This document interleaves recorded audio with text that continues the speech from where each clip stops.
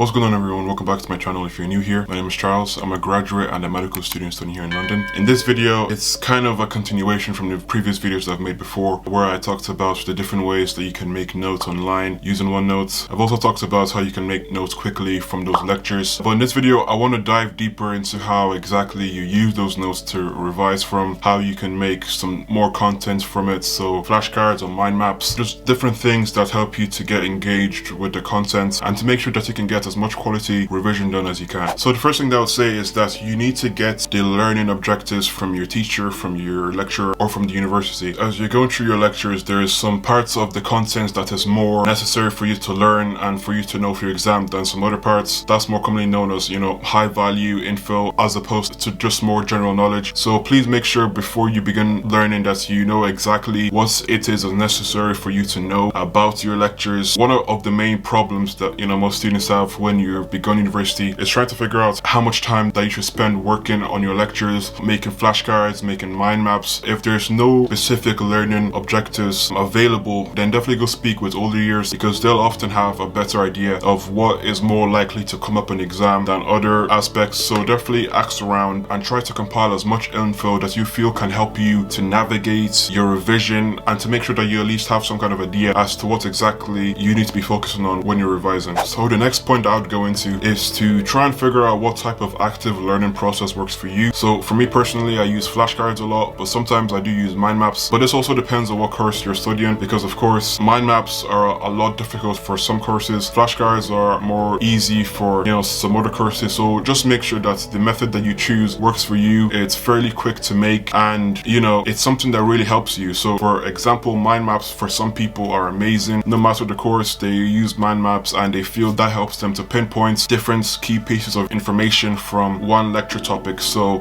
just experiment, especially in the early months of your revision. Try to experiment and see what works for you. If you're lucky, you may already have some idea of what works for you from school. That's definitely something that I recommend that you start doing now. Just methods that challenge you during your revision. What I think that you should do next is to focus on understanding your lectures. So once I've made my notes, once I've gone through my lectures, on the first day of revision, I will focus on going through those lectures and making sure that I completely understand the contents. And if I don't, then I will rewatch some parts of the lecture or all of it. And this is a very key point during your whole learning process, because if you don't properly understand the lecture, if you don't know how they link up between other lectures, between other key pieces of information within a lecture, then it makes it quite difficult to learn it, to memorize it. If you don't really know how each lecture links up, then when you're trying to learn from mind map or from your flashcards, if you forget one piece of information, then it makes it more likely that you're going to forget the other key pieces of info that link up with that specific point. And this is something that maybe some of you may have experienced if you're in an exam hall and your mind goes blank. That often arises because you've forgotten a piece of the web, and then the other pieces that connect with that web, they've also been lost, and then that just makes things difficult because it leads to you forgetting the whole other pieces of the web that link up with this one point that you've forgotten. So once you understand properly what this lecture means, then you can move on to the next stage. So this is when you can start making your revision aid. So this is when you would start making your mind maps or your flashcards, for example. And this is the more fun part of your whole revision process. Like, me personally, when I'm going through this process, I may have some light music on in the background, some lofty beats. When you're making these, really make sure that the questions you're making for your flashcards or the mind maps you're making, try and make sure that they as closely aligned to your learning objectives as possible. Because if not, then that may lead to what I've mentioned before of you going deep into some pieces of info that may not be high yield for your exam. In that case, that's even something that I've struggled with in the past, where I've focused on some parts of the lecture that were not very high yield, and I spent a lot of time on that, and I neglected other parts of the lecture. And when it came time for the exam, the part that I really focused on was one question and the other part was a full-on essay. So yeah, just really make sure that you are focusing and you're revising from the different outlines from each lecture, advice from older years, even from your peers. Some people in your year, they may have a better focus, a better understanding of what may come up in the exam. So definitely ask around, make friends, try and link together, try and see, even try and work with other groups in your year and see if you can devise some points of the lecture that are more likely to come up than other parts. Make a schedule that works for you. So in this stage, definitely make something that works for you. Make a schedule or a brief outline of the week that works for you, a brief outline of your day or of the months that that works for you. So for this stage, definitely try and make something that you can stick to. So, you know, make a list of things that you'd want to get done in the week and then work from there. Then that's how you can organize your days, and eventually, you know, just get used to figuring out the different tasks. Also figuring out how long it takes for you to make your flashcards, your mind maps, and how long it takes for you to fully go through your lecture, to fully grasp what the lecturer is trying to portray to you, you know, to fully understand the lecture. Definitely do this in the first week or two of your revision period to just see what works for you, to see how quickly it takes for you to read through your lecture notes, to go through questions, to go through flashcards on Anki or physical flashcards. It's all a learning process at this stage. It's all trying to figure out the different ways that you feel you work best, what days of the week, what times during the day works for you. Really, this is more of a trial and error period, but of course try and stay consistent, try and work most days. I've made a video already about why I think that you should revise every day or most days as you come up to your exams. Stick to it.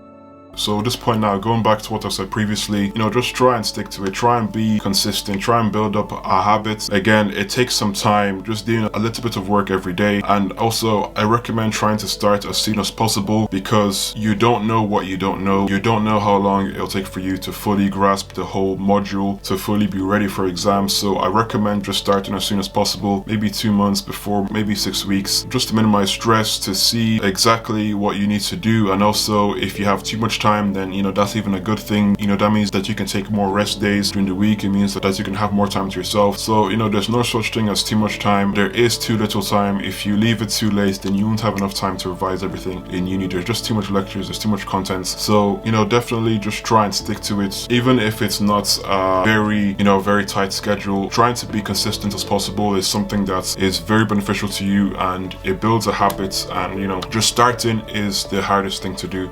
So just start and stick to it. Expect to fail. So when you start revising, expect to fail. Expect that some days you may not want to do any work. Expect that some days feel ill, something might come up, you might not fully go through everything that you've planned to go through that day. Again, it's all a learning process. It's all trying to figure out what works best for you. It's all trying to see different ways that you can improve for the next exam, for next year, because there's always a next hurdle. There's always something in the future. The exam that you're doing is not the end of the world. There's life after the exam. Please make sure that even if you fail, just go into this whole process, go into exams thinking that you're gonna fail during your whole revision period, just so that you can be aware of it, and that the point isn't to not fail, but the point is to figure out what works and what doesn't, to dust yourself up, to stand back up, and to keep pushing. All of these mistakes that you'll make as you're revising are just crucial learning opportunities, and, you know, there are different ways for you to figure out exactly what it is that works and what doesn't. Some changes may need to be made in the future, but you wouldn't know that if you hadn't started revising, if you hadn't started this whole process. So all progress is good progress. Just try and stick to it, try and form our habits, and if you fail, if you miss some days of revision, get back up and try and think of different ways that you can improve for next time. What made you fail? Was it maybe procrastination? Was it maybe you not planning your day well? Was it something completely unexpected? Just try and see ways that you can improve and ways that you can stop getting distracted for next time. So guys, that's the end of this video. Again, if you've enjoyed it, please leave a like, leave some suggestions for some videos that you'd like to see in the future. Again, I'm trying to upload every week, every Friday, so I'll see you guys next week with another video.